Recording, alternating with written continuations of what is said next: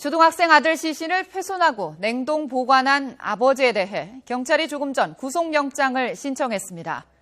아버지가 평소 아들을 자주 체벌했던 사실이 드러났고 또 시신의 머리 부위가 변색한 점도 확인했습니다. 취재기자 연결합니다.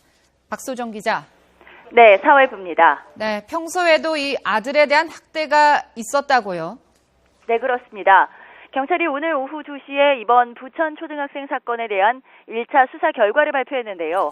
경찰은 승진 아동이 평소 아버지로부터 잦은 체벌을 당했다는 사실을 확인했다고 밝혔습니다. 아이의 어머니에게서 나온 진술입니다. A군의 어머니는 남편이 아들을 지속적으로 때렸다고 말했습니다. 또 2012년 11월 당시 직장에서 남편의 연락을 받고 집에 가보니 아들이 숨져 있었다면서 남편의 권유로 친정에 간 사이 남편이 아들의 시신을 훼손한 것을 나중에 알았다고 진술했습니다. 또 경찰에 신고하지 않은 이유에 대해서는 남아있는 딸의 육아 문제가 걱정돼 신고하지 않았다고 해명했습니다. A군의 아버지는 경찰에서 목욕을 싫어하던 아들을 씻기기 위해 욕실로 강제로 끌고 들어가다가 아들이 앞으로 넘어지면서 의식을 잃었다고 밝혔습니다. 이후 아들이 깨어났는데도 병원에는 데려가지 않고 한 달간 방치한 뒤 같은 해 11월 초에 숨졌다는 주장입니다. 그러나 직접 살해하지는 않았다고 주장하고 있습니다.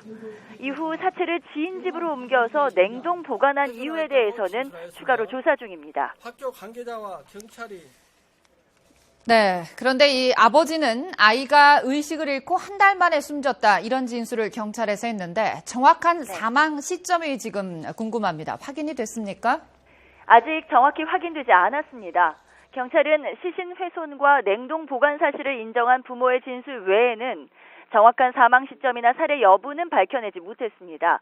일단 A군이 2012년 11월경 살해된 것으로 보고 수사를 벌이고 있습니다. 그러나 A군이 학교에 나오지 않기 시작한 시점이 2012년 4월, 그러니까 7개월 앞서기 때문에 이 7개월 사이에 살해당했을 가능성도 있다고 보고 있습니다.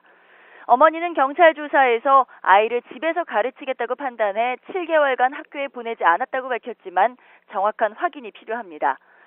경찰은 이 부부가 A군의 친부모라는 사실을 확인했고 또 아버지의 정신병력은 없는 것으로 조사됐다고 덧붙였습니다. 앞으로 추가 수사에는 범죄 심리 분석관을 투입할 계획입니다. A군의 시신에 대한 부검도 오늘 시작됐습니다. 최종 소견은 2주 뒤에 나오는데 일단 경찰은 머리와 얼굴 부위에 변색이 발견됐다고 설명했습니다. 이것이 폭행에 의한 자국인지 아니면 부패로 인한 것인지는 국과수 정밀 분석에서 밝혀질 것으로 보입니다. 경찰은 앞서 어머니에 대해 아동복지법 위반 혐의 등으로 영장을 신청했고 조금 전에는 시신을 훼손한 아버지에 대해서도 폭행치사와 아동복지법 위반 등의 혐의로 구속영장을 신청했습니다. 아직까지 살해 혐의는 아닙니다. 의문들이 모두 풀리지 않은 상황이기 때문입니다.